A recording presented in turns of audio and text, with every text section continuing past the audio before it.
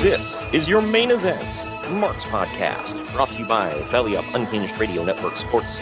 I am your first host, lifelong wrestling fan, former radio guy, and cat dad. I am Troy, and with me as always, he is the main event collector and figure hunting warrior. He's the WCW watcher of classic wrestling, and the Arn Anderson to my Steve Austin. It's Greg. What's up, Greg? Much I can do with that. Did Arn Anderson have any... I know he had a bunch of cool lines that he said, but I can't think of any like right off the top of my head that was like something he would frequently say. No, Yeah, he's very basic on the mic. Yeah, it was like he was a great talker, but he didn't have that like punctuation that everybody remembers. You know, maybe that's why Ric Flair gets remembered. Plus, the whole 16 titles and whatever. I think even J.J. Dillon was better than him, honestly. Wow, I can't remember any. Oh, I'm getting hell. I know. I can't remember any J.J. Dillon promos off the top of my head. And I heard that Ole was really good on the mic, but I don't know. I haven't seen enough of Ole's stuff. I mean, between all the N-words and whatever, I'm sure he was fine. But oh, good Lord. Okay, and now I'm getting hell. But anyway, but him and Dick Murdoch are good friends, huh? Wow. Yeah. Well, we're just shoveling it home today, dude. two people that are on this show today, man, that we're going to talk about are well-known big R's, we'll say. Well, I mean, Ole Anderson, I think, is alleged that he's racist. I don't know. Whatever. Dick Murdoch on the show? Jim Herd? No, this was... No, Dick Murdoch. Oh, Dick Murdoch. No. He's not on this show. Okay. Because did I miss something? No, Mr. Bill Watts is on the show. Oh. So, yeah. So we'll have to talk about him That's a little another bit. alleged. Yeah. That's one of them old, Oklahoma boys that, we'll just say has some old Southern views of things. But we'll get into some of that. Anyway. We're going back to 1992 today. I kind of pulled this show out because I'm like, whatever. Let's cover a WCW show from this era. I don't know about you. Were you big into WCW in '92 or watching it at all? I'm not gonna say big, but I watched all the pay-per-views at my dad's friend's house. And I know you said you were always a little stinger. So. Oh yeah. If there was one guy, that was the one. Right. Yeah, I don't know. I feel like as a kid, I wouldn't have cared about them. Maybe I'm wrong. Maybe I'm underestimating myself as a kid. But honestly, WWE offered more of a kid-friendly product, and I don't know. I didn't watch a whole lot of going back. Oh, come on, now. Dude, when you got RoboCop on the other channel, that's kid-friendly. Oh yeah, I completely forgot. Now in the archives, by the way, we reviewed that god-awful show. Even though what's forgotten is that was a very hard R movie. Yeah, right. I know. It's like, is this supposed to appeal to kids? Because adults aren't going to like this, and kids aren't watching that movie, man. So, I don't know. But, yeah, so Capital Punishment, go back and check that out in the archives if you dare. Or don't. I don't blame you. Right. I won't hold you to it. I feel like just come down with it. You don't got to listen. Let's get us a number. Yeah, well, I'll go listen to it. I mean, we had fun with it, and we mocked it mercilessly, so there's that. But everybody that watches the show can see it's kind of a time capsule event where it's like, man, this is the state of where the WCW was at this time. Very much in a weird spot. And there was some stuff going on the other channel for the WWF that we'll get into as well that was decently big. I mean, nothing like earth-shattering, but a couple of big things that would turn out in the future. But real quick, we're going to pause right quick to let you know that the Main Event Marks is sponsored by Swift Lifestyles. Their clean energy drinks and focus enhancers, great tasting vitamins, and big brain nootropics that are made and shipped from the USA. Go to swiftlifestyles.com and use our special promo code Main Event Marks. That is all one word to get 15% off your order. It's Main Event Marks, all one word for 15% off your order. Now that we're done with all of that, let's get into our first break. And on the other side, we're going to dive into the news and notes from the summer of 1992. Follow the Main Event Marks at facebook.com/Main Event Marks Pod, on Twitter at Main Event_Marks, and on Instagram at Main Event_Marks and at Main Event Collector. Get ready to rumble! In your new Main Event Marks merchandise, we've got t-shirts, hoodies, masks, hats, stickers, pins, and much more on our Redbubble store. That's maineventmarks.redbubble.com. You can also pick up some awesome clothing items with the latest updated show graphics on our Bonfire store. That's bonfire.com/store/main-event-marks. Support your favorite retro wrestling podcast and pick up some cool swag on our Bonfire and Redbubble stores. That's maineventmarks.redbubble.com and bonfire.com/store/main-event-marks. Hello everyone, my name is Ryan McCarthy and I'm the host of the No Credentials Required podcast. Start your work week with the Monday Drop-In, where I talk about the sports beat in the Capital District, also known as the Mighty 518, as well as Metro New York sports from an upstate point of view. I also give a life lesson from a weekly sports story, so you might learn something from that. I also have a midweek podcast where I interview different sports personalities and talk about a wide array of topics. Take a listen and subscribe on your preferred podcast app, including Apple Podcasts, Spotify, Spreaker, Google Podcasts, Amazon Music, and iHeartRadio. Also check out our social media channels on Twitter and Instagram, BellyUpNCR, and Facebook.com/BellyUpSportsNCR. We're a part of the Belly Up Sports Podcast Network in association with Godzilla Media. No credentials required, where you don't need a press pass to talk sports. He's simply ravishing. The Main Event Marks are available wherever you get podcasts and on YouTube. Find all of our links on our link tree at linktr.ee/Main Event Marks.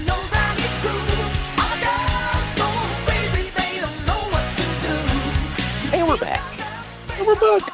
Just to let you know, the Main Event Marks is sponsored by Shocked Energy. Shocked Energy is a healthier alternative to traditional energy drinks that gives the energy that gamers need while in a long session without skimping on their health. Their products come in a powder form to mix into your water. You can either choose the green apple or watermelon boxes. If you want to try both, you can get the sample kit, use our link in the podcast description, or simply go to shockedenergy.com. At checkout, use our promo code MAINEVENT, that's all one word, to save 10% off your order. That's promo code MAINEVENT to save 10% at checkout. News and notes time. Despite attempts to keep it quiet before the show, it was discovered that Lex Luger suffered serious injuries in a motorcycle accident. Luger had bought the bike and got hit and run by a car, resulting in a crushed elbow. He's in the hospital until June 15th and was unable to attend the World Bodybuilding Federation show. Man, that elbow injury would go on to be pretty infamous for him. It became a whole shtick. Yeah, right? He started doing the running forearm and everything else. I like how they're like, well, because he had a titanium plate in his forearm, and I like how that became like, they're like, well, that's a weapon that he can't take off. So wasn't it in the WWF they made him put on an elbow pad to cover it up? I think Cornette did, yes, when he was facing Yokozuna. Yeah, that was funny. It was good storytelling. Wow, I think it was good storytelling. It added an extra layer to it. Like, hey, the babyface has an unfair advantage inside of his body. So, yeah, I could see that, but I'm sure it wasn't very fun for old Mr. Luger. Speaking of the WBF show, Uncle Dave Meltzer couldn't report on it because the cable company canceled his cable company canceled the showing due to no one ordering it. The show is already on. Do you know who his company was? He doesn't say here. He's in your neck of the woods ish, so I don't know how if it's kind of similar from down there to where you are, but I guess so they were going to show it, but then they didn't. So that's that means. Hashtag plans changed. Now a shirt on our Bonfire store, by the way. Go check that out. But the show is already an incredible bomb, doing a buy rate of less than 0.05. And possibly the lowest in the history of pay-per-view. The Body Star, World Bodybuilding Federation. Right? Yeah. I forgot all about this. I can't believe they put this on pay-per-view. Oh, I remember them pimping the hell out of it on WBTV. So I remember too. Like they tried. It's like, look, I understand that Vince has a fetish for big sweaty men, but it's like, just because you like them, like watching them in simulated combat with characters and whatever, doesn't mean you want to watch them oil up and pose in spandex or whatever. I mean, I like to watch it. well, hey, he looks like he's getting a little dry over there. You mind if I take a break on you and go oil him up a bit? The hell? He wasn't even in WWF at this time, but there you go. No, he was still a dynamic dude, I believe. Yeah, right. Hey, boss, I flew in from Japan so I can oil you up. Who the hell are you? I'm Johnny Ace. I'm Animal's brother. But anyway, Who the hell is Animal? Yeah, cowabunga, dude. Good God. Move on. The Body Stars did a .04 rating, which is roughly the same thing that a test pattern gets. God. The Body Stars show. Serious company. Yeah, right.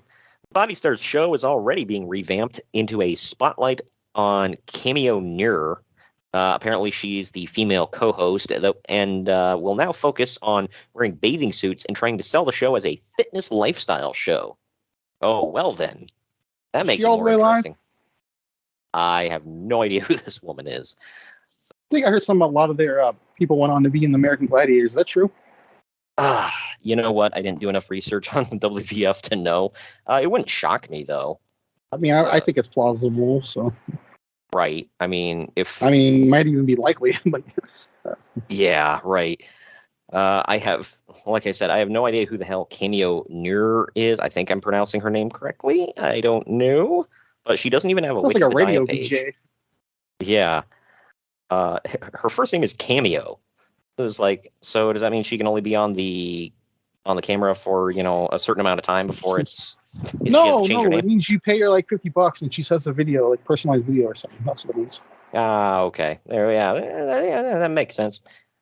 But yeah, so doing a quick Google search, like Google image search on her, it looks like she's just a fitness model or whatever. So there you go. Because if there's one thing that crosses over, it's fans of wrestling and bodybuilding. Because you've seen people at wrestling conventions; they totally look like they're into bodybuilding, right? Yeah. No. You mean the look doesn't translate? The one that was pulling around the luggage in New Orleans, that guy. Oh, good Lord! Yeah. You look like in his prime '80s Schwarzenegger, man. Oh yeah, right. Like that dude I sent you a picture of. I can't remember if I think he was posing with Mickey James or something like that, and he's wearing an AEW shirt. And I was like, you can just smell this picture. Wasn't that your guy? What's his name? Never mind. Move on. Good grief. Anyway, keeping on with this, Vince McMahon is said to still be 100% behind the whole bodybuilding concept. However, a lot of wrestlers were pretty thrilled that the show was such a bomb because hopefully it will convince Vince to drop the idea and concentrate on wrestling again. He really is friends with Donald Trump, isn't he? Yeah. Like, like when he loses or something fails that he's doing, oh, we're doing well. What are you talking? No, it's still great. What are you talking about? How this, test pattern numbers. That's good, damn it. Yeah, right. It's like they have one thing that strikes really big and they make a ton of money on it. And they try to translate it into other ventures and it just doesn't pan out. This is one of those things. Wrestling bodybuilding. And Donald Trump was real estate and steaks and water because those always go together. Yeah, right. and his college and yeah. Vince McMahon tried football, bodybuilding, karate. Football twice. Hold on. Yeah, right. You gotta make sure you get that right. Yeah, right. Twice. Well, and he's tried a bunch of things. It just didn't pan films. out. I don't even know if that's still a thing. I think it technically is. They just haven't done anything in forever that I know of. Maybe or unless they just gave the rights to somebody else and they throw their name. I don't know. Whatever. Yeah. Why are those films on Peacock, by the way? I feel like they just. Not that I'm aching for them, mind you. I'm just saying they're not on Peacock. Yeah. I think they're like co-owned. I think it's like they're one of the production companies, WWE Films, but they're actually owned by like, I don't know, something else. Probably Universal. I mean, it's USA, NBC, right? Yeah. If they're on Peacock, yeah. But the WWF shot some angles for the European market, and they're hinting at the breakup of Ric Flair and Mr. Perfect yet again, while Randy Savage is now totally ignoring Miss Elizabeth in his promos, so she's been erased. What month is this? June? 92, right? Yeah. June 92. Yeah, Elizabeth's pretty much gone. Flair and her will break up in late October, early November. Okay, that's foreshadowing, I guess. Yeah, it's kind of weird. I mean, back then the internet wasn't a thing, so they could, do something overseas, and it didn't necessarily get to people over here, unless you bought the Observer, of course. Which, why? Well, actually, Dave Meltzer told me. Miss Elizabeth has been gone for months now, and I knew this because Dave Meltzer told me that they filmed something for a small European market. Anyway. Holy crap. That sounds like comic book guy, but like worse. Worst newsletter ever. Good grief. It is so bad, I will only subscribe for 2 more years. Right. If it does not get any better, but if it improves even slightly, I will excuse the fact that I will still keep paying $15 a month. Or whatever the hell it is. Where do these idiots get money? Mom and Dad. I didn't want to say. I'm glad you did. Okay. Okay. So you're gonna let me get the hint, the hate. Cool. Thanks. Well, I didn't necessarily disagree with you, so Right. There you go. Well, something else that was. Hang on, I gotta feel that one. Well, roll tide. It's 5 o'clock somewhere. Might be 5 o'clock if you're listening to us. Starbucks drink. One of those bottles. Ah, nice. Recently, I went to a couple different coffee shops down in Tennessee. Actually, did you know they have a black rifle? Jerk. I was looking forward to going to coffee shops over there. Well, they actually have a building where you can get. Do you know Black Rifle Coffee? I've heard of it. Okay, they're like veteran. Yeah, they're veteran owned and operated, and they actually have a building down there. And we went through there and got coffee one day. It's actually pretty good. I mean, it's not like, oh my gosh, I got to keep coming back, but it's it's really good. So, just drip coffee, right? Say what? It's just drip coffee, right? I guess I don't. I'm assuming like black coffee, like a couple of black coffee. That's what we had, or did you have espresso? Oh, no. I had a frap. Oh, then they do espresso. Okay. Yeah. So I've only heard about their drip beans that they sell wholesale. So. Oh yeah. I guess I'm only getting half the review, to be fair. Yeah, I can get their beans or their grounds in Cabela's around here. If anybody has. Never buy ground coffee. Everybody, heed my warning. It's bad. It's bad quickly. God, you gotta educate people, dude. Wow. You grind bean, the clock starts. Okay. Boom. Good grief. I made a lot of money off coffee. Okay, I take it seriously. I will probably be back in it one day. Either way, getting back to wrestling here, I know coffee's your, what you've done for a shoot job for a while. So there you go. Remember how you and I went to WrestleMania and SummerSlam and Survivor Series? Yeah. There you go. That's why. Boom. Yep. But either way, something else that is going away now. The Hulk Hogan Vitamin Company declared bankruptcy after getting as high as the 4th highest selling children's vitamin at one point. Only 4, huh? I was mad because I never got any of these. They never had them anywhere in like my neck of the woods. Really? Never. Huh. And you know me, I wanted those like the kid wanted an N64 in 1995 for Christmas. I could not find them. Good Lord. Yeah. They were long gone by the time I was taking vitamins. So, yeah, I always did the Flintstone vitamins as a kid. So those were always popular. I think they're still around, aren't they? Oh, hell yeah. I figured they were. Do you still take yours? Occasionally. I think I heard some about they're smaller and more powerful now. So. Oh, well then. That's my kind of vitamin. Anyway, gonna let that pass on by. Either way, sadly, the last set of WWF tapings were in Canada, so the Mountie was unable to grace those shows with his presence. That's probably because he's legally not able to use the gimmick up there. What the hell? beginning of the song. Oh. Wasn't it something like they found it offensive or something like that, and they were painting Mounties look bad because he was the heel, something like that? Yeah-ish, but I think there was an actual law where, because they said he's not legally able to use it up there, so I'm guessing it's like they consider it impersonating an officer, even though it's a effing wrestling gimmick. So I don't know. I think if I'm correct, I think the Quebecers changed their theme to "We're not the Mounties." You're right. Pretty sure. Yeah. So it's funny though that it's like, you and I talk about, oh, you can razz on Canadians all you want, nobody gives a crap, but this one is like they're so freaking sensitive. It's like, how dare you impersonate a Mountie, eh? We're the few, the proud, the mounted police. If the real argument was like, oh, because they're impersonating him as a bat because he has the shock stick and all that, and Right? Maybe I can see that. It's the wrestling. I'm still saying no, but like at least that makes more sense than he's not real Mountie. Yeah.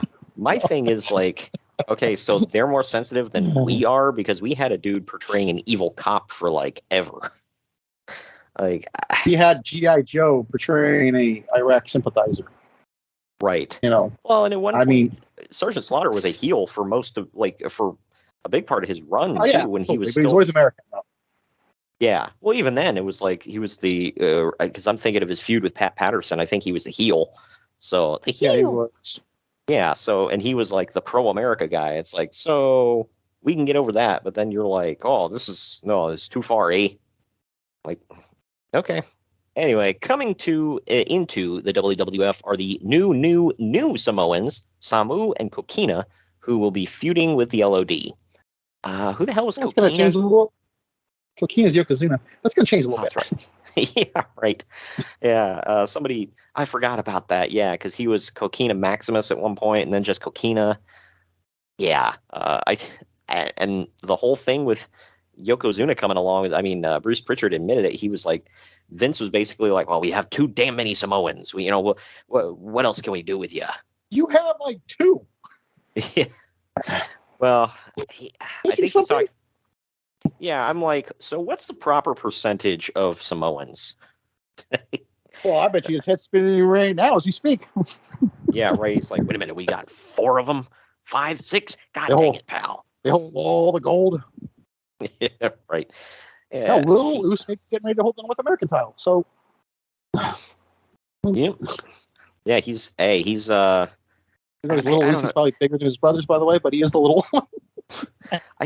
I think Vince has some like Samoan fetish or whatever, because he's always really liked the Samoans. Like, it's only until Samoans and buff white dudes. You know that?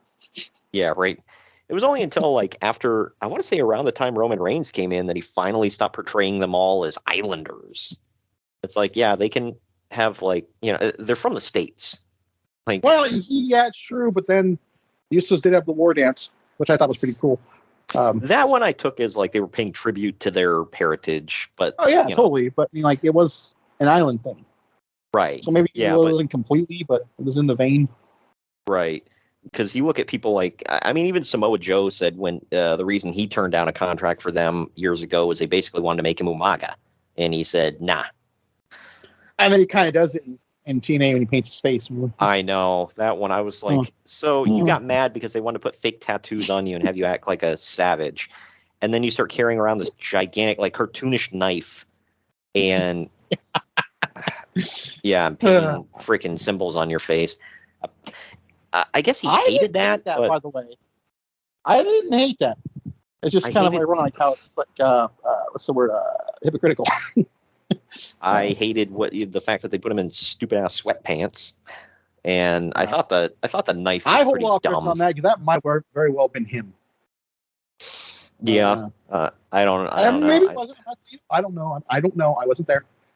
I'm not Brian Williams. I wasn't there. But good lord, no! If you were Brian Williams, you were there. So there you go. You saw the dead body. I'm not going to say I was there. I think you might have mistook that. Okay. Yeah, right. Yeah. Anyway. I saw the dead bodies floating by my hotel as I was taking sniper fire under the dead of night. The Charlies were coming around the corner. I don't know. You said that. Okay. Yeah, well, either way. Somebody else coming in here. Scott Hall debuted on TV as Razor Ramon, playing a Latino. Uncle Dave thinks. I wonder how that's going to go. Yeah, right. Uncle Dave thinks it's a bit weird for Hall to be suddenly Hispanic, but WCW used 2 white guys to play black, so whatever. And wait, who? That's who I was wondering. I was like, who? Maybe is he talking about PN News? I was going to say maybe PN News. I don't know if he was half black. Okay, what does he mean by that? Like because he's rapping and he must be part black? Yeah, and I'm like, and second of all, who's the other guy? Because I'm like, PN News was the only one that came to mind. I'm like, huh? Some asinine thinking right there, but whatever. Oh, maybe Johnny B. Bad. It's the only one I can think of because he's supposed to be like Little Richard. But I guess so. But that's another one. He's not black. He doesn't say he's black. He was more flamboyant and right. I mean, obviously he's based on Little Richard. I mean, you can kind of tell, but at the same time, no, really? Yeah, right. Just shocked the hell out of me. But at the same time, he doesn't ever say he's black, and nobody says he's black. So he's just making assumptions. I don't think until I was like 15 years old, I didn't know what race he was. I mean, it didn't matter. He's him, but like it just racially ambiguous. You look at him like, to quote Steve Byrne, where they play detective with your face. Like, what's going on? Well, to be honest, I still don't know what race he is. I'm going to say Italian, Italian, because you think he's from New York, right? Is he? I guess we'll go cliche. I would guess Italian because he's one of them like deep in the Mediterranean kind of Italian. And for anybody who's maybe figure out what the hell we're talking about, we're trying to figure out what Dave Meltzer meant by 2, what do you say, white guys playing black guys? Yeah. Yeah, so that's why... This can't be him, though, because he said 2 white guys. He's clearly tan as hell, so it can't be him, right? Maybe he's assuming he's white, or maybe he does know what race... Maybe he's just got that Matt Cardona tan. He puts Matt Cardona to shame, man. He makes it look like he needs to hit the gym. Like, good Lord. Johnny B. Bad, dude, was like... I'm like, dude, is that natural? I was a huge fan of his. And when he came in as... Marvelous. No, it wasn't Marvelous. What was it? Wild Man. Mm-hmm. I was a huge fan of him. See, I was a fan of Johnny B. Bad. I hated the Wild Man gimmick. Absolutely. I mean, I hated the Marvelous gimmick too, but I just thought his whole WWE run was pretty lame. Which sucks because towards the end, I thought the beginning it started out fine. It quickly took a down spin, but. And the thing is, I feel like it wasn't necessarily his fault or anybody's fault. He just, I don't know. It's one of them where he's a good wrestler. He just didn't match up with anybody in WWE, in my opinion. Him and Triple H had some decent matches. Nothing that I was like, oh man, that was, wasn't him amazing. And Pillman or him and Regal or right. Everybody else open favor he's with. Everybody. But yeah. Either way, who the hell is Dave Meltzer talking about? The 2 white guys pretending to be black in WCW. So, I don't know. But either way, the AAA show... We'll throw in a signed card for you. We'll both personally autograph for you. Right. The AAA show on June 14th saw the debut of someone named Rey Mysterio II. This mysterious person did an acai moonsault to the floor, but did it from the top rope. I wonder what's going to happen with that kid.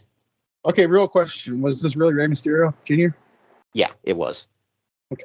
Because I only know him since 1996. So, before that, I have no clue. And I'm probably going to get roasted. Well, you don't care about Rey Mysterio. I think he popped up in ECW in 95. Oh, yeah. Definitely first, because that's where they poached him from. Right, yeah. And he had a Mexican death match against Psychosis, so it was actually pretty decent. So it was one of those matches where they actually wrestled too. Yeah, right. They brawled. It wasn't a freaking what's that idiot's name? It wasn't a Nick Gage style death match. Oh, good Lord! Yeah, this was an actual wrestling match that happened to go all over the arena. This one's kind of funny. New Japan still wants Hulk Hogan, and they're using Brian Blair as the go-between. That's B. Brian Blair. Okay, get your stuff right. I'm going off of what Dave said. So there we go. But first of all, I want to pause Wait, you know what? You know what? I retract. I don't think he could be Brian Flair outside of WWE. Never mind. Yeah. I think that was I don't know. I really don't know. I saw him go by. I just want to correct myself where somebody flames me. Well, I saw him go as B. Brian Blair, but he spells out like BEE. Like I'm pretty sure WWE was B. Brian Blair. Right? Yeah, it was. But first of all, I had no idea that was Brian Blair influential with Hulk Hogan. It's like, hey, we're pals, right? Good grief. He's got a really weird list of friends. So if you ever watch Hogan Knows Best, his good friends are obviously Brutus the Effing Barber, Greg Valentine, Haku. And he brought almost all of them into group. And he brought almost all of them into either TNA or one of the other little side ventures he did. Dennis Rodman, he's good friends with him. Yep. But Hulk is asking for $150,000 per match. However, the problem is that even though he could probably justify that salary for some shows, it will also set a dangerous precedent, and all the other guys will expect to get paid accordingly for their worth as well. Ooh, and that would be awful. Yeah. And that does happen, by the way. So it kind of blows up. Hogan does go over there, but I think he goes over there right before he pops up in WCW. So because there's matches with him and the Great Muta that are pretty good and actually great over there, and he does a few things. Jerry Lawler is once again the unified and undisputed champion of the world. He beat Eddie Gilbert to merge the prestigious global North American title and the USWA world title. The fact that you said prestigious and you couldn't even get it out without laughing. Let's go find that. Yeah, I'm dripping with sarcasm here for anybody that doesn't realize. Yeah, we got it, dude. We heard you break. You couldn't even get it out. Prestigious. Yeah. Well, my thing is, is that the real name of the title? The Global North American title? How can you mean both? That's like saying you're the the president of the United States of Ohio or something. It's like okay. I think there was like anyone that knows video games. There was a Call of Duty called Advanced Modern Warfare. That never made sense to me. Advanced yet modern. Right. Like, something's off there. It's like, so are you telling me that regular Modern Warfare is outdated? Like, yeah. But staying in Memphis, prelim guy Ron Oakes was featured in a video package where Jerry Lawler talked about how Steve Borden started as nothing in Memphis, but changed his image and became Sting. Since Oakes looks kind of like Sting, he's now painting his face and calling himself the Hornet. Wow. It took me a minute. The Hornet, Sting, ha ha ha. Yeah. Okay, I didn't get that until you just said it. Okay. Yeah, it took. I was like, wait a minute. Okay, I get it now. Not clever. I'll be honest. Good. That would have been the last time I ever thought of it. Never even thought about it until you said that. Yeah. For anybody that doesn't know, Ron Oakes went on to do nothing. So there's that. I'm sure he was a jobber on Saturday mornings on Superstars at one point. You shut your mouth. You could be right. Yeah. We talked about the big names at one point that actually went on to be jobbers later on. Like, weren't you on a... I think we already mentioned B. Brian Blair, and I'm pretty sure, or is it... No, it might have been Brendan. One of them was on one of the early episodes of Raw as a jobber. So yeah, right. Like, remember him? He's a former, big-time tag team wrestler here in WWF. Now he's a jobber. Yeah. Excuse me, enhancement, talent, whatever. Good Lord. Herb Abrams actually managed to get another TV deal with a time slot on Prime Ticket Cable. Whatever the hell that is. It's probably the one that Dave Meltzer had that they canceled. So Herb Abrams is still going here, and we know that he still keeps going because you and I actually reviewed a UWF show from 1994, Blackjack Brawl. When you say still going, I think he might have just been getting going. You might be right. I'm not sure the lineage of UWF. Not either. So I know I'm sure they said it on Dark Side of the Ring, but I didn't pay attention to the years. Well, now that Bill Watts was in WCW and all that stuff, and the his UWF was officially gone. I think Herb Abrams could comfortably use that title or that name, whatever, without repercussion from the Cowboy.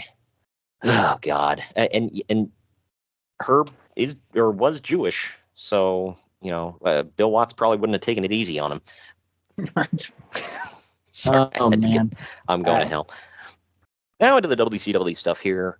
WCW's experiment, where they run 3 pay-per-view shows in a 2-month period, is looking to be a bomb.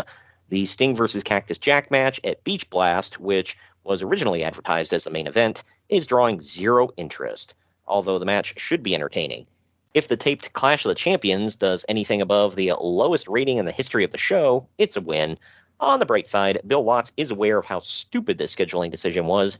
The gap between the Great American Bash and Halloween Havoc will give them months to plan instead of weeks. Wow, I didn't even realize it was that short of a gap. Yeah. I never considered Clash of the Champions as a pay-per-view, but I mean, it wasn't, but they treated it like one. Right. Then it's kind of stupid, especially at this time. Like nowadays, we don't really think anything of it. We've literally had back-to-back weeks with pay-per-views or premium live events, pal. But now, back in '92, that was like, oh my gosh, we're burning the candle on both ends. Well, they kind of were. Yeah. But Great American Bash took place in July, and then Halloween Havoc wasn't until October, so they had plenty of time there. The first episode of Bill Watts' version of WCW Saturday Night aired. It was nostalgic to have Watts on commentary and such. However, Bill spent most of the whole show making references to stuff from years in the past and concentrating on the history of Atlanta and all things Atlanta. Unfortunately, the show was broadcast everywhere in North America. Yeah, no, what can go wrong there? Yeah, that's like, look, I don't mind. I think it's kind of cool, it's like from an incentive to bring fans in, like to buy tickets and whatever. The AEW plays to their local crowd, but at the same time, it gets a little old sometimes. Like, I don't know if you feel that same in Chicago. Yeah, well, every time they go to Pittsburgh, they bring out the this. I think the last time they were there, they actually brought out Steelers players. They have. Oh, I'm sure you're not biased in this at all. Yeah, well, it's not even just them. I'll get to the other places, but they bring out the Steelers. They got the yellow and gold everywhere, and it's the whole night is about Pittsburgh. Like, not trying to defend them, but that seems to be a Pittsburgh thing. I don't get it. I don't think it's just them, but accentuating a little bit on TV, yeah, probably. But they do that crap all the time. Yeah, and then when they go every single time they go to Long Island, they make a huge deal out of it, and MJF's hometown and Long Island. Well, now again, they don't. He does. They play it up. I mean, Matt Cardona used to do that crap. Yeah. Mick Foley didn't. I don't know. All the magical Long Islanders. And then even when they came here to Cincinnati, they built up it's like, oh, John Moxley has to be in the main event because he's from Cincinnati. And then on Rampage, Brian Pillman has to be in the main event because he's from Cincinnati. And it's like, yeah, like, okay, I mean, the John Moxley thing you could excuse because he's a main eventer there, whatever. But the Brian Pillman thing was like, what? Like, is he from there or was his dad from there? Hold on now, we don't even know. You know what I mean? Because they were living here when he was born. I mean, okay, well. So, and he's a legit. I mean, because Dusty is from Texas and Cody's and us from Atlanta. So, so I mean, like, right. There's reason to be skeptical.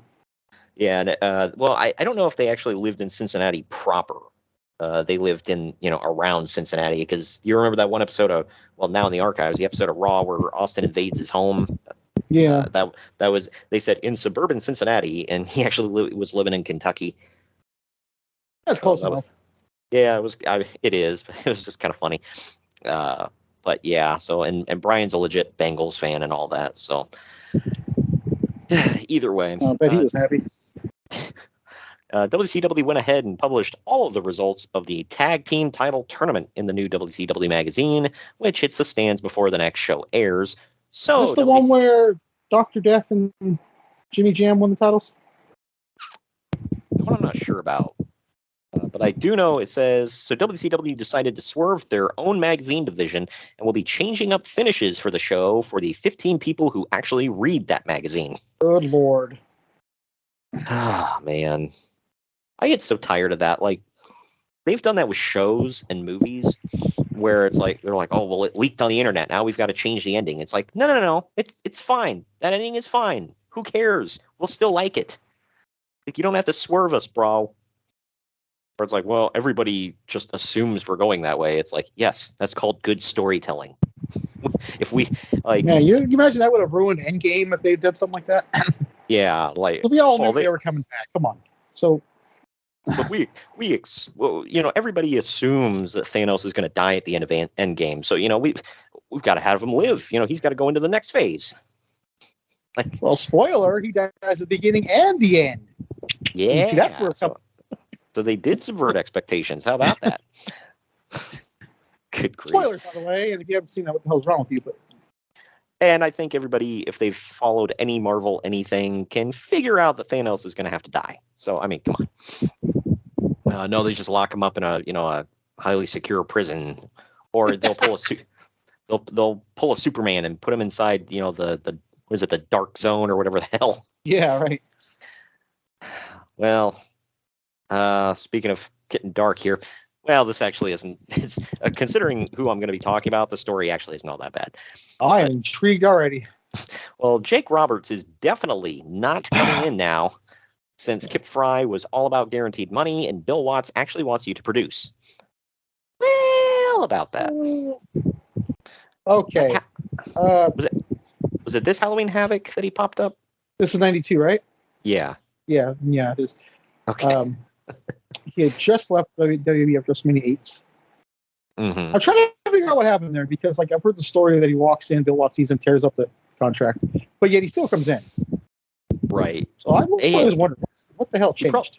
He probably tore up the contract and then signed him to a new one that was more incentive based instead of guaranteed. That's what I'm thinking, because he wasn't going to go back to WWE. I guess I never thought of that. I guess. Yeah, I guess Bill did that a lot because Eric Bischoff said the first thing, when Bill Watts came in, first thing he did was cut a whole bunch of cut a bunch of pay across the board for almost everybody. How is that legal if it was already a contract? I guess it was for the people who were not locked in or they didn't have their money guaranteed. But with somebody like Jake, I'm going to assume after the whole WrestleMania 8 debacle, which now in the archives, everybody go back and check that out. We talked about it a little bit. I'm assuming he was like, well, here's what you're going to get paid. What are you going to do? Go back to them? Yeah, right. So that's kind of dirty, but at the same time, I mean, Jake's not exactly been known as a reliable person. So Bill Watts, I believe. Careful with your words. You may piss off somebody. Well, I think wasn't Bill the one that employed Jake's dad for all those years? Probably. So, it was. Was it? I think it was him. Yeah, it was Mid-South. Mid-South. Yeah. Pretty sure it was Grizzly Smith was with Bill, and then he probably just I know he had worked with Jake in the past when he was first starting out, so I don't know. He knew the family. I remember that was a thing with Jim Ross. People kept asking because he was tight with Bill Watts, and they would ask Jim. They're like, "How did Bill not know what was good?" Because he claims he doesn't know anything about what was going on with Grizzly. The stuff on Dark Side of the Ring they talk about, and Jim was like, I mean, if you don't ask about it, if you're really not paying attention, you're not gonna, because somebody's mind isn't instantly gonna go to that, It's not like it's stapled to the forehead either. Yeah, right. And I mean, if you did some digging, you could have seen it's like, well, it was obvious that he was doing all this. It's like, yeah, but I'm sure Bill Watts had other things going on where he didn't that wasn't at the forefront of his mind is the guy booking my shows, fooling around with underage girls, especially if nobody else is looking into it. Yeah. anybody, it's a very effed up and sad episode, but it was a good episode, I feel, of Dark Side of the Ring. One I can't watch again. Yeah, it's not one that you can probably stomach to watch twice, but yeah, it's out there. Final story I have here. Sid has been calling both the WWF and WCW wanting to return after the summer, softball season and whatnot. Bill Watts has no interest and isn't shy about saying so. The WWF also has no interest, but they're reportedly denying that they have no interest. So, well, he's going to go back to WCW. And I'm going to say this is right when Ole's in charge because, it's when he comes back. Yeah. Well, people forget about that. And I'll be honest, I do too. That there's a gap because I thought it went from Watts to Bischoff, but no, it goes from Watts to Ole to Bischoff. Yeah, Mr. Flair lost the heading on TV. What good are you to me? People forget that. Right. Yeah, because it was Ole first, and then Watts, and then Ole again. And I think it was Ole, Kip Fry, whatever. God, there was just a revolving door of crap. And I forget where Herb, or not Herb, God. Who am I thinking of? The one idiot, the Pizza Hut guy. Oh, Jim Herd. Jim Herd. Like, who are you speaking of? Yeah, not Herb Herd. Yeah, you're right. That is correct. Jim Herd, I forget where his tenure left off. I think it was maybe Ole was before Jim Herd or during Jim Herd. I don't even remember. I'm going to say it was before Ole was after him because Flair left because of Herd. And then the whole thing with Ole and the... Right. Well, Ole was in charge of booking twice. That's what I was getting at. Yeah, that's why I'm getting timelines mixed up because I know he was in charge when Booker T and Stevie Ray first came in as Kane and Cole. Oh, good Lord, that's right. And they talk about this on 83 Weeks, actually, because Eric Bischoff was around at this time, because the whole gimmick was, and I guess Sid pulled for them. It was like, hey, these guys, I can't remember what territory they were wrestling in. It was like, they're really good. You should give them a job. And somewhere in Texas, probably. Yeah, probably. I would assume. But I guess Sid really liked them, and he pulled for them, so they brought him in. And the gimmick they gave them was runaway prisoners, and somehow Buddy Lee Parker there was gonna, or not Buddy Lee Parker. God, what's his name? Colonel Parker was gonna. What's his name? I mean, wasn't it Buddy Lee Parker? It was Colonel Robert Parker. Who the hell's Buddy Lee? I think I've heard that name before. Goldberg's trainer. Okay. Remember the Sergeant Buddy Lee Parker? Yes. Yeah. But yeah, they were like runaway That's convicts. That's really similar. Right. Yeah, they were convicts, but how did that come off on TV? Yeah, they had chains around their necks, being led to the ring by a Colonel Sanders lookalike. Let's just say how it is. Just two black men dragged to the or coming to the ring with a southern white boy. Yep. And they didn't think about the image this would portray on TV.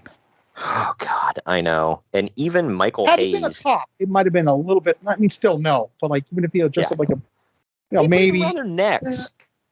Yeah, that too. And like, I remember it didn't make TV, but there is footage of it because WWE showed it on one of the Legends roundtables. And even Michael Hayes, who's been accused of, being doing a racism or two in his time, even he said that him and the other guys in the back looked at each other and went, "Ole's smoking dope." God. Or he's perfectly within his mind. I don't know. Yeah, right. But anyway, that's it for the news and notes. We're going to take our next break. When we come back, we're diving into Beach Blast 1992. Right after this. Follow the Main Event Marks at facebook.com/Main Event Marks Pod, on Twitter at Main Event _Marks, and on Instagram at Main Event _Marks and at Main Event Collector. Good morning, good afternoon, good evening, and good night. My name is Thomas, and what's your name? I'm Alan. Alan. Oh, yeah. We're brothers. That's right. Yeah. Forgot The that. same mother and father. Your room was... Oh, we share the room. Shared a room. We share the room. Thought I knew your face. Yeah, from we go somewhere. way back, mate. Yeah. We should do a podcast then. We have. We do a podcast. We do a podcast. What's it called? The Roadcast. Roadcast. Yeah, that was planned. Yeah, well. What do we do? Well, we cover all different things in the world of pop culture. We're talking about comic books, we're talking about professional wrestling, and we're talking about movies. Go back and watch classic retro wrestling events, the likes of WWE, WCW, and if you do like that, you can check us out on Apple iTunes, also on Podbean, Anchor, and on Podknife. Also check us out on Twitter at The Broadcast. That's BROKAS. It nearly stuffed up the ending. No, it's all right. Good on you. Yeah. Instagram also at The Broadcast Podcast. Remember, we don't spell it with a C. We spell it with a K. Salute, mate. Take it easy. Main event marks are available wherever you get podcasts and on YouTube. Find all of our links on our link tree at linktr.ee/main event marks. And we're back. We're back. It's WCW's Beach Blast 1992 from June 20th, 1992. The venue, the Mobile Civic Center in Mobile, Alabama. Hey, you know who's from there? Who? Do you remember who?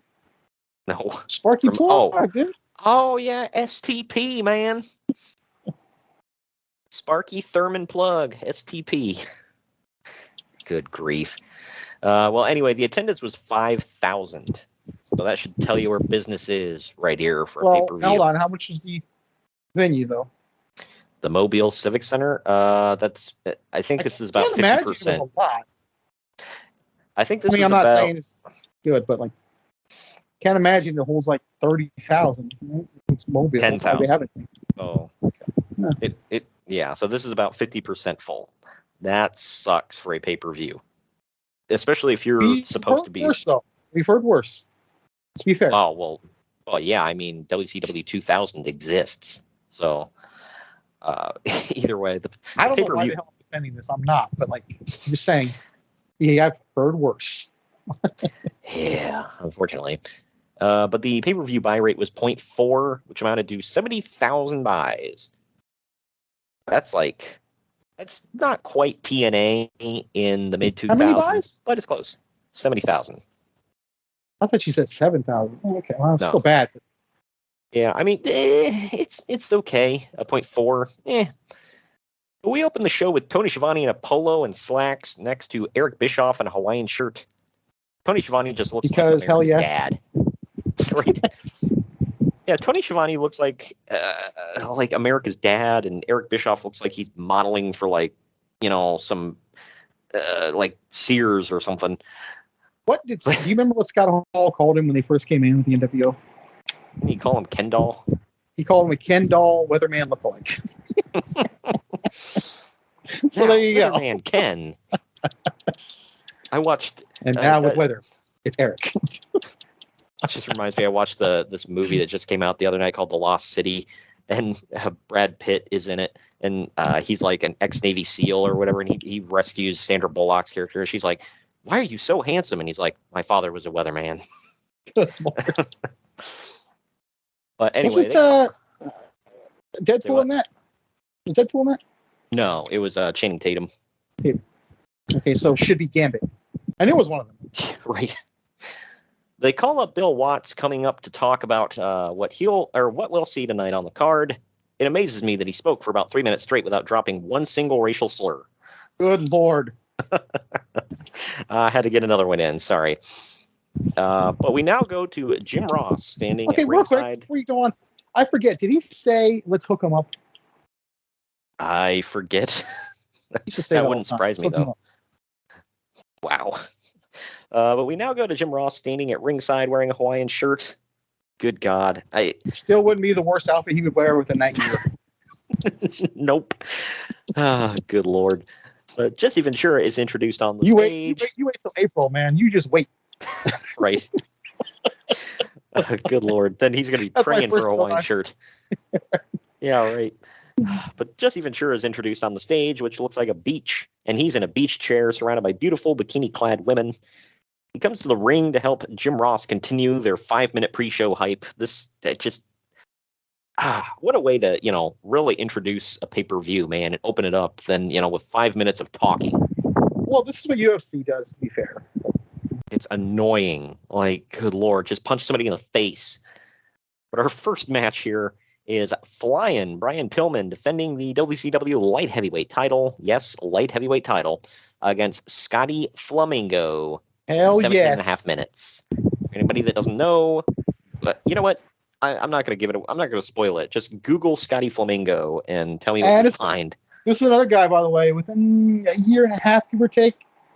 It'll be completely different.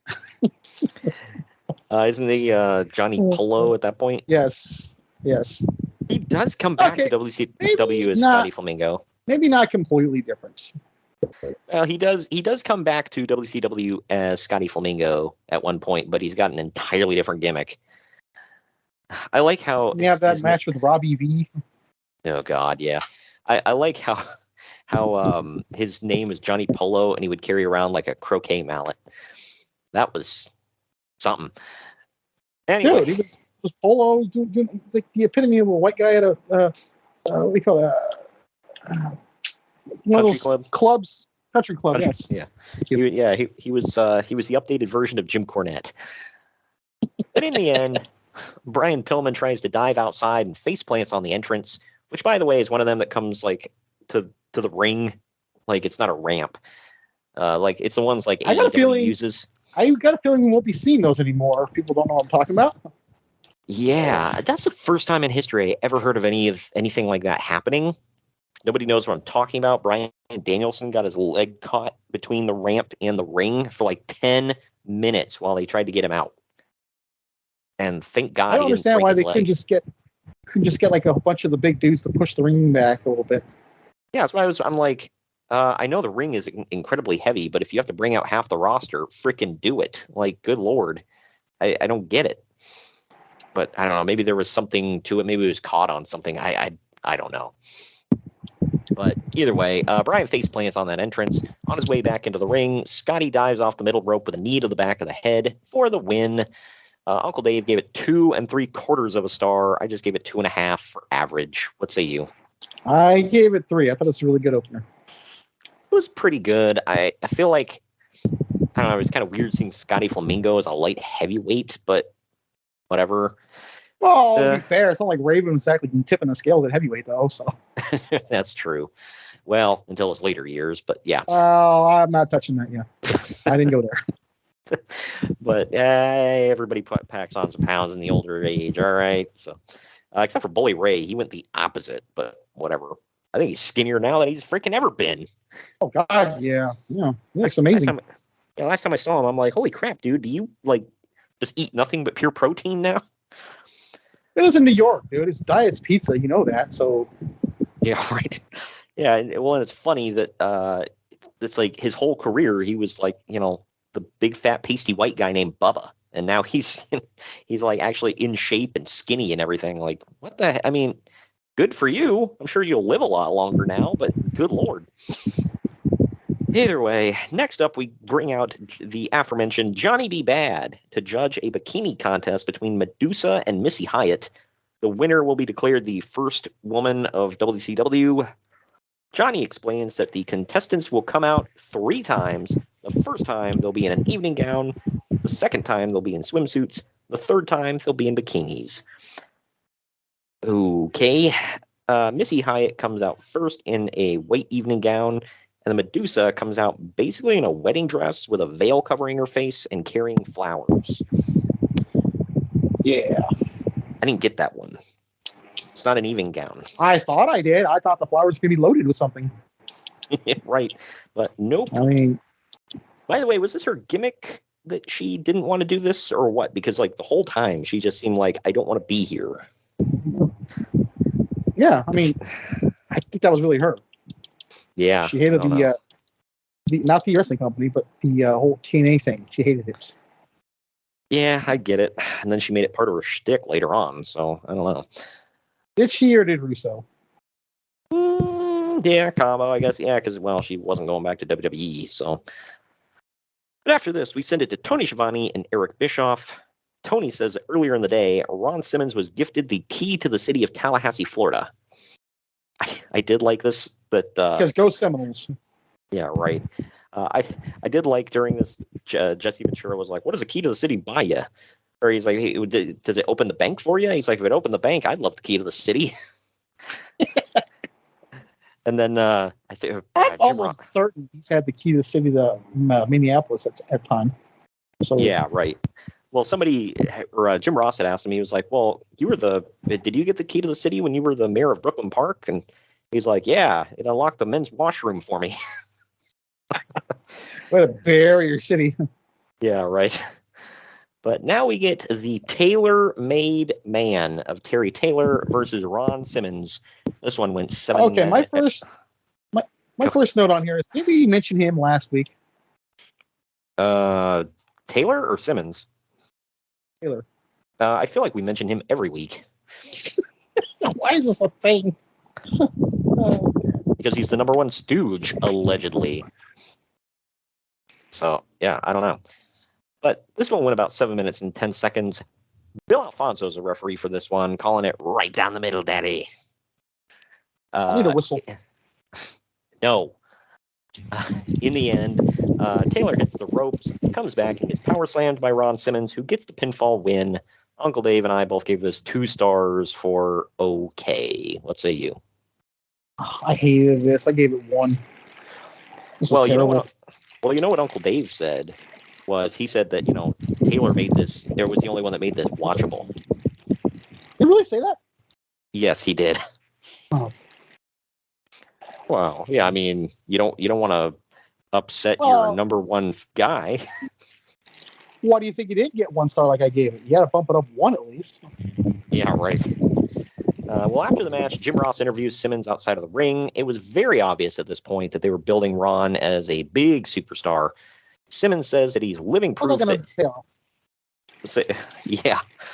Simmons says that he's living proof that you can beat the odds no matter your color, income level, or anything else. He gives a really great babyface speech before walking off. I actually enjoyed this. I thought it was a really cool babyface speech, and I thought it was better than the match. Yeah, right. And I mean, if you're building a number one star, like this was not saying he didn't deserve it. I think he did. He was great. But this was Bill Watts' new junkyard dog. And even Jim Ross will tell you, he's like, well, he had to have his big number one black baby face.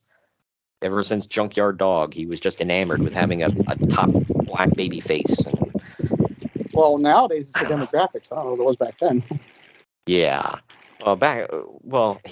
He thought that only black fans will only tune in to see a black top star. And Jim Ross was like, black fans will tune in for the same reason the white fans do. If you have a top guy who everybody likes. But back then that was a thing. And some people still feel that way now, where it's like, I have to have somebody who looks like me. I'm not saying that's a wrong thing to have. I'm just saying it's like John Cena, I feel like, appealed to everybody. And somebody like Bobby Lashley. I'm a huge fan of Bobby Lashley. I couldn't look more opposite from him. But I think the same thing about people like Bianca Belair too. Yeah, right. Yeah, like everyone's fantastic. Like, obviously she's good for the black woman demographic, but when she puts like pictures on her Instagram during Halloween of like every race of girls dressing up like her, that's telling. Like, yeah, right. You are much more than that. Yeah, right. Role model for many people. So, well, even it's kind of a sore subject now because she walked out. But even Conrad was talking about, like, with Naomi. He said when she first came out with that glow in the dark freaking neon title, he said he thought it was the dumbest thing he ever saw. But his daughter was like, "Oh, that's so cool! I want one of those." He's like, "Well, it's just not for me, but it appeals to somebody else." Same thing with Alexa Bliss's doll too. Yeah, right. That's a little off topic, but it's like I laugh at people like, why is that stupid doll still on TV? Because that stupid doll was the number one selling thing they had for 2 straight years. Seriously? Yes. Wow. Well, so it makes sense. When you talk crap, maybe do some research. Idiots. Right. Yep. Well, and then you got ones like that one was a hit, but then you got ones like Rocco the dummy. That nobody gave a damn about that thing. Including the guys who had to carry it around because, it mysteriously got lost. Was it in London? Yeah, I think they said that it got lost in baggage, their baggage claim or whatever the hell. Sure did. Right. This next match is Marcus Bagwell. Yeah, right. Yeah, that's right. That came with a toy. But up next, we got Marcus Bagwell versus Greg the Hammer Valentine in 7 minutes 17 seconds. Yeah, this is a real match. I will say I actually enjoyed this more than I thought I would. I did too. Valentine works the leg. Works the leg. Good lord. He takes Bagwell into deep waters in this one before locking in the figure 4 for a submission victory. Uncle Dave gave it a 1 3/4. Good lord. I just gave it 2. What say you? I gave it 2. Again, I need to know what shaves off the quarter. Well, Bagwell's tan was slipping. I don't know. He wasn't buffing the stuff yet, so. Yeah, right. Oh, giggity. That came out wrong. He was only Marcus Bagwell so far. He wasn't quite Marcus Alexander. Not yet. That's coming. It's coming. Yeah, this was shaved off the quarter of a star. He wasn't Marcus Alexander Bagwell yet. I heard recently on one of Bischoff's podcasts where he hated Gary Michael Capetta because it was so stupid to have a middle name. Is that why he eliminated Alexander when he took over? What the hell? He hated Gary Michael Capetta. He's like, he's so damn pretentious. He had to have his middle name. Apparently, that was a thing with him. And it wasn't WCW done. Michael Capetta or Gary Capetta had to have his middle name in there. Bischoff said anyone who does that is so damn pretentious. And I'm like, well, what about MJF? I'm like, well, he is pretentious to be fair. So, that's different. Well, I've heard that with a couple of people. I don't know why that sticks in some people's craw. Like, I've heard, some people in the spotlight that'll have, 3 names, whether it's, they have a hyphenated last name or they use their middle name or whatever. And that pisses some people off. The great Iron Man. So, yeah. There you go. Yeah, right. I know whatever. It's not a middle name, but it's 3 names, so you don't have to put the junior, but still. Yeah. But either way, after this one is the former main event, now in the middle of the show. It is Cactus Jack versus Sting in a Falls Count Anywhere match that went for about 11 and a half minutes. Jack waits for Sting in the entryway, and they start brawling during Sting's entrance. These two beat the hell out of each other, and they barely use any weapons. In the end, Sting dives off the top rope with a clothesline to Cactus Jack on the entrance ramp, and then pins him for the win. Uncle Dave gave this 4.5 stars. I gave it 3.5. What say you? Good lord, what the hell was he watching? Yeah, 4.5. I gave it 3, but wow. I thought it was really good, but 4.5? Like, to give you an idea, by the way, of how things are still this day. 30 years later, Sting's still doing this stuff. Yeah, right? Nuts. And Mick Foley is, let's just say, not. So, and of course, Uncle Dave had to throw in, he won't be walking in 30 years. Well, about that? Yeah, right. It's like, well, he's who are still we talking walking. about, Sting? Cactus. Okay, now to be fair, he does walk with like a chronic limp. So right. He's not completely wrong. That's God, that hurts to say. It's like swallowing fire. Yeah. The fact that he gave this thing almost 5 stars kind of blows me away. Like, really? Whatever. Cleared. Say what? So, check cleared. Yeah, right. Well, after the match, Cactus Jack looks... I just want to say that. After the match, Cactus Jack looks confused and angry while squealing like a pig. And then we go to this one. It's Ravishing Rick Rude versus Ricky the Dragon Steamboat in a 30-minute Iron Man match. This must have been before Rick Rude, or before everyone got their new theme music. Was that 93 when everybody got the new theme? I want to say it was 93, yes. Okay, yeah, because Sting is still coming out to, was it Power something? Yeah, it's just a production theme, I think, isn't it? Yeah, you said you really liked it, didn't you? Yeah. Yeah. I think it was called Supercharged, I would say. For Supercharged, that was it. But yeah, I only know the name of the song was on one of the old video games. Yeah, that's right. And then Rick Rude has some, generic production theme here. He eventually, yeah, it's like it's some rock theme. I'm like, that's weird, but I don't know. My favorite song of his was when he gets his new WCW theme here before long. I love that song. But yeah, I think that was Michael Hayes, right? That made it. He did the whole album. Oh, did he? I thought it was. Yeah. Oh, for some reason I was thinking it was Jimmy Hart. Was Jimmy Hart still in WWE at the time? I think during his Hall of Fame speech, Steamboat mentions, like, tongue in cheek, how he liked his theme, like what Hayes made, which everyone hated. Nice. So one that says he's Ricky Steamboat, the family man. Like, wow, that's bad. Yeah, some of them were pretty cool. Some of them sucked. Like Ron Simmons got a pretty decent one. The best. Yeah, Sting and Steiner, Rick Rude. I loved his. Ricky's still using his old theme here. I don't know. The Ron Simmons theme was okay. Like, Don't nothing. to Ron. Yeah, it was something. Anyway, Cactus Jack got a rock theme too. I forgot about that. Yeah, they ended up putting that in every video game ever because they couldn't get the rest of the good one until this year. Thank you, video game gods. Yeah, I love his WWE theme. But Ricky Steamboat walked to the ring with his wife and son. You've got to love the timely references on commentary, by the way, because Jesse Ventura mentions Dan Quayle, to which Jim Ross says, "Well, Steamboat can at least spell potato." That's who Clinton beat, right? Yeah, it was. Yeah, well, Dan Quayle was George Bush, the first George Bush's VP. Oh, okay. For people that don't get that, he was like co-hosting he was like judging a spelling bee in Idaho, and a kid spelled potato correctly, and Dan Quayle said, "No, it's Potatoe," and they were like, "No, it's not." Wow. Yeah, that's the VP, everybody. But and he never ran for president? He never did, no, or not that I know of. If he did, he never won the primary. Okay. But Ross then says that Rick Rude is about as popular to the crowd as Ice-T would be at a policeman's ball. Wow. Good grief. I know. This is the height of the NWA, right? Not the wrestling company.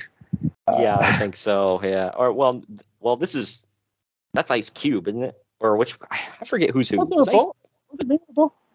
No, Ice-T was. You're right. I think you're right. It was Ice Cube in that. Yeah, but Ice-T did have a song out called "Cop Killer," so there's that. And now he plays a cop on TV, so there's that. For 20 years, by the way, so it wasn't like a little cameo. It started as cameo, and it became a huge thing. Yeah. Love irony. Right. Well, the first fall comes when Steamboat is running into a rising knee to the face in the corner, leading to a pin. Rood gets another fall shortly after that with a rude awakening into a pin, because WCW had a stupid no top rope moves rule at the time, which will come into play later. Bill Watts did. Well, because Bill Watts did, WCW did. So there you go. Good grief. Anyway, Rood gets DQ. Real quick. The rule did not apply to NWA guys, I believe. Right. So NWA matches could come off the top rope. But I think NWA was officially gone by this point, weren't they? Or if they were, yeah, probably. But I do remember that being a thing. NWA guys could use the top rope, but NWA guys can't, which was stupid as hell. Yeah. But I will give you some credit because you did mention, it's like the American League and the National League. The American League has a designated hitter, and National League has to use their pitcher, which obviously is no thing anymore. But that's how he equated it, which, got to give him credit for that. At least he had some reasoning for it, stupid as it may be. His two stupid rules: no top rope moves and no mats outside the ring. Because if you fall outside the ring, you definitely want to risk serious injury. Freaking idiot. Yeah. That's how it was in Mid-South, he said. Remember, that was his rule. Yeah.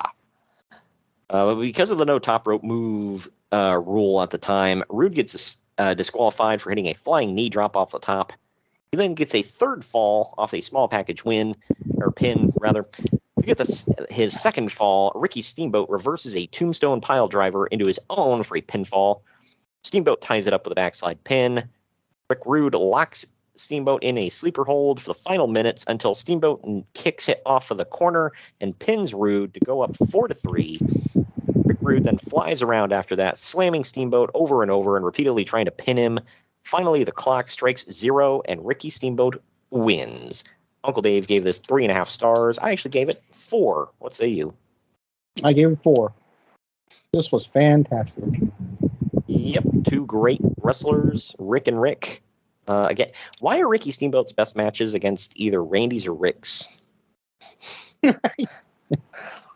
Ricky, Randy, Rick. There you go.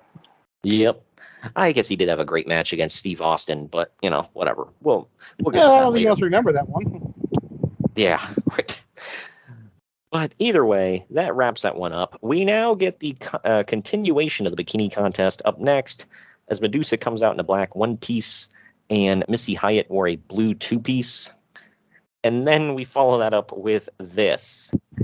The Dangerous Alliance of Steve Austin, Bobby Eaton, and Arn Anderson, with Paulie Dangerously taking on Nikita Koloff, Dustin Rhodes, and Barry Windham. It is a You take six-man Nikita tag. Koloff out, man. You got yourself an all-star match here. Damn straight, man. Hey, Nikita Koloff was, the best guy in this entire match, man. What are you talking about? No, I spoke too soon. The best man in the entire match was the special guest referee, Ole Anderson. Did they explain why he was the ref here? Oh, but he was a ref quite a few times and quite a few pay-per-views since there. Yeah, I don't get it. It's like, why are you? I forget which match it was, but maybe it was when Sting won the title. He was a referee. No, not when Sting won the world title. He was a referee for something, and ended up, turning on somebody mid-match. Yeah, I don't understand why. This is like when you and I discussed why are you putting Shawn Michaels in a match against, with or he's the referee in a match with Triple H in it. Like, obviously he's going to be pulling for Triple H in the match. Like, come on. And this one, it's like, why is Ole Anderson in there when Arn Anderson is on one side of the ring? But, I mean, to his credit, he played it right down the middle, daddy, with this one. But still, this one went 15.5 minutes. In the end, Barry Windham has a pin on Steve Austin when Arn Anderson comes off the top of the double axe handle onto Windham's back. This gets the team disqualified. Uncle Dave gave it 2 3/4 star until that horrible ending. I liked it. I gave it 3. What say you? I gave it 2 because of the horrible ending.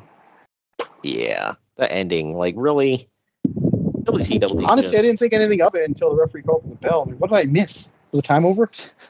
Yeah, I forgot. Yeah, We just seen the match prior, by the way, but Jim Ross had said something about it, and I was like, oh God, like it's like this is happening.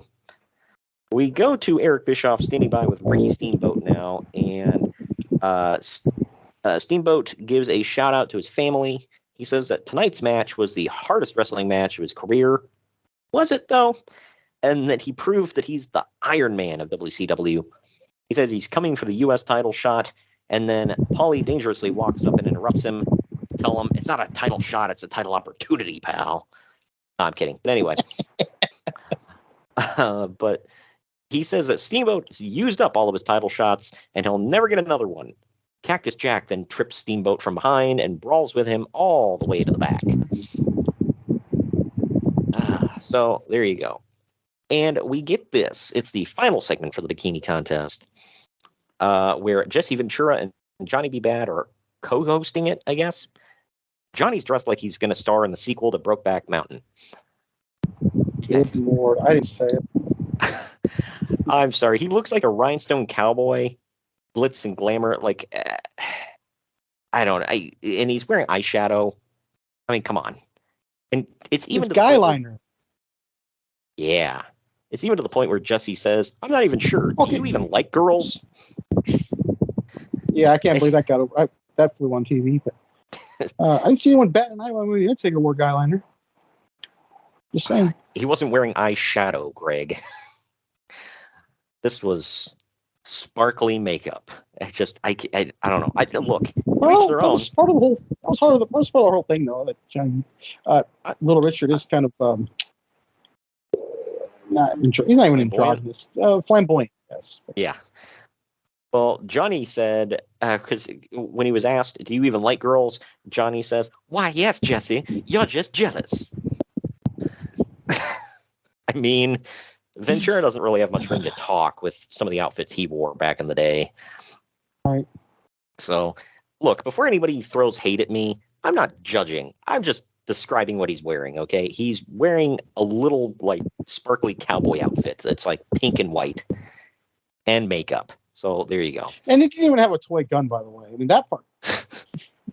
I feel like a real cowboy. Yippee-ki-yay. Freaking Kaye. Yeah, right. But anyway, Medusa comes out first in a red, white, and blue bikini and some sort of white chaps. Was he married to Sable this time? Because that might excuse a lot of it. Was what? Mark Mara, was he married to Sable this time? Because maybe that might. I don't know. I don't know when they got married. Maybe. If you got that at home, it doesn't matter what you do. But yeah, right. You could wear a dress out to the ring. But Missy Hyatt now says that her bikini was stolen and she can't come out. Finally, she does come out, and she's wearing a bikini fashioned from Jesse Ventura's scarves. Okay. Johnny V. Bad announces that Missy Hyatt is the winner, and Medusa gets angry. She starts shoving and slapping him right to the backstage area. Bad now comes back out with Medusa's bikini top in hand, and Jesse says that he's going to go investigate. Yeah, because that's not pervy. I can't even say that. All of this is pervy. He pops his head back out from behind the curtain and says that Medusa is the real First Lady of WCW, no doubt about it. Good Lord, none of this could fly in 2022. oh, it should. We've got bikini contests. We've got women getting naked, obviously behind a curtain, whatever. We've got inappropriate peeking by dudes. We've got gay jokes. All of it. It's true, so it's not even here, folks. Yep. This is 1992. All right? 92. Just got to point that out. Anyway, getting back to this. Actually, we're going to take our second to last break. When we come back, it's the main event. Right after this. Follow the Main Event Marks at facebook.com/Main Event Marks Pod, on Twitter at Main Event _Marks, and on Instagram at Main Event _Marks and at Main Event Collector. Hey gang, it's Commissioner Cooper of TSS Fantasy. We are the fantasy show of the people. Expert fantasy advice, free contests, leading expert medical and legal analysis, and most importantly, you. Interact with us on all social media platforms or check us out at tssfantasy.com. You can hear us on Spotify, Apple and Google Podcasts, iHeartRadio, and many more. Check out the fun today and be a part of the most interactive fantasy show around. TSS Fantasy, the fantasy show of the people. He's simply ravishing. The Main Event Marks are available wherever you get podcasts and on YouTube. Find all of our links on our link tree at linktr.ee/Main Event Marks.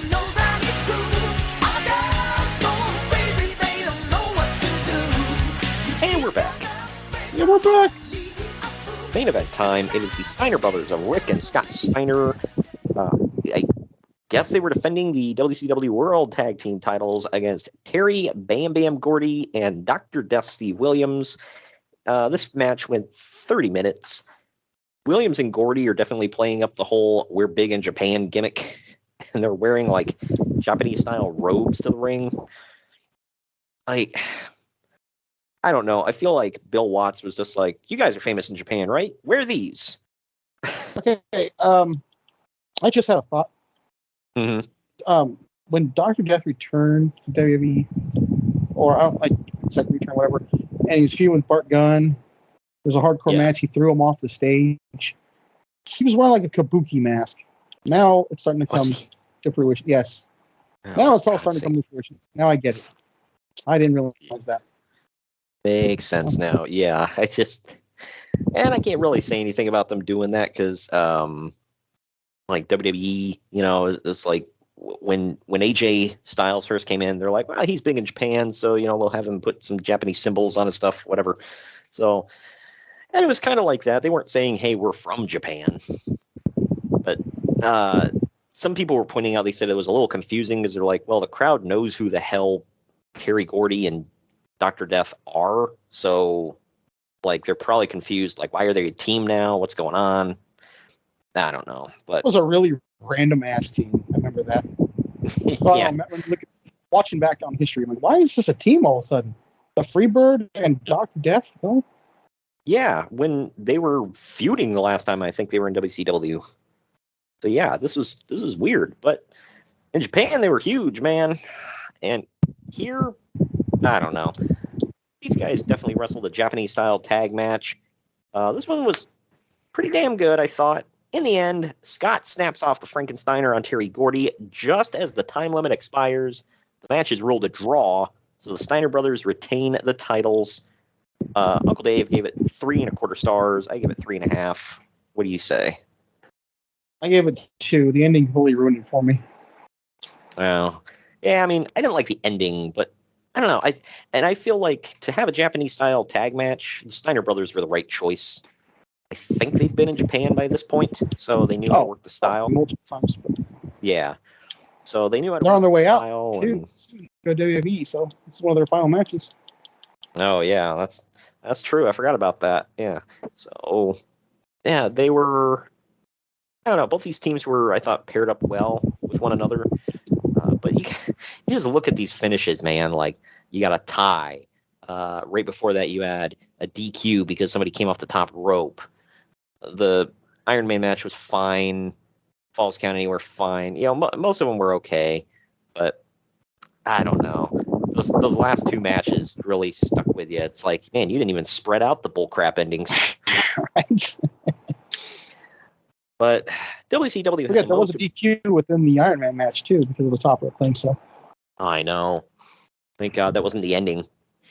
But WCW had the most boring pay-per-view endings of all time. So we go back to both broadcast teams of Shivani, Bischoff, and Ross and Ventura to run down everything we've seen and tell us to tune in for the Great American Bash and all that crap.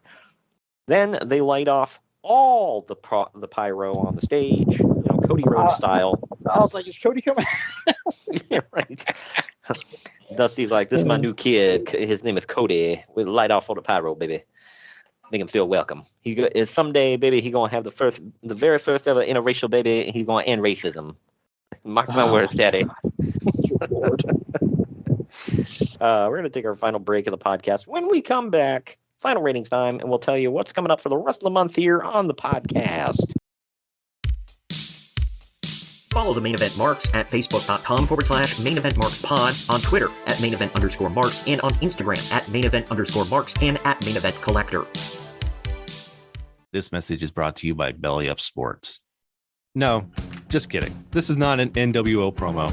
This is just me, Kyle Sullivan, aka Shaggy Von Doom, the host of Here in Puckburg on the Belly Up Sports Podcast Network.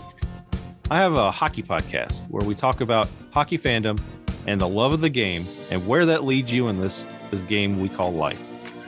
Why am I on Main Event Marks telling you about this? Well, what if I told you I had one half of the world's greatest tag team, otherwise known as the Main Event Marks, the one and only Greg, Superfly Greg. He was on, and he was talking about his love of the game.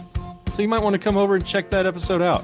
And if you like what you hear, you can check out the rest of our incredible episodes with our incredible hockey community, from PHF athletes, ESPN personalities, fathers of NHL players, and a whole lot more. Come by, follow the show, give a like, give a subscribe, and it'd be great to have you here in Puckburg. But enough about me. Let's get back to what you're really here for, the Main Event Marks, because they are the cream of the crop. Oh yeah.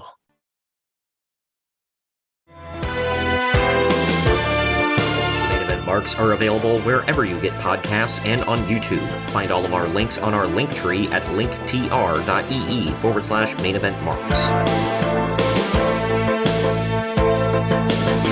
And we're back. Final time today. Final ratings time. Internet Movie Database gave this 6.8 out of 10. CageMatch.net gave it a 7 out of 10. I also gave it a 7 out of 10. What say you? I gave it a C+. Decent show. I didn't think it was like I might have bumped it up to a B- if the ending if it didn't end the way it did. Yeah, it sucked. Like that was a good match, and then it just like, I don't know. The endings really can take you out of it. I mean, there is something to be said about that. So, I don't know. It's like, you and I talked about. Eric Bischoff always mentions, it's like if you sat through a really good movie and then the ending of it, just like the last 5 minutes just was crap. Like you're going to leave the theater thinking about the last 5 minutes that sucked. Not the first 50. Everybody's looking at you. M. Night Shyamalan. Yeah, right. But anyway, that does it for that show. We have got a good lineup, in my opinion, here for the rest of June. Next week, on June 15th, we've got our first Slammiversary of the month, our first of two. We're going back to 2007 TNA for TNA Slammiversary 2007 for its 15-year anniversary. Then June 22nd is actually our double main event week. We're going back to 97 in WCW to cover the 97 Great American Bash. And the bonus show that week is Clash of the Champions 2 Miami Mayhem. Yeah, that one I've never seen the second one, the second Clash of the Champions. So this will be a first watch for me. I'm kind of looking forward to it. I usually like to see the old WCW stuff, so looking forward to it. And then closing out the month is TNA Slammiversary 2012 for its 10-year anniversary. We'll check that out. We'll talk about it. Going back to when Bob Rood was the champion. And it was a time I remember fondly in TNA.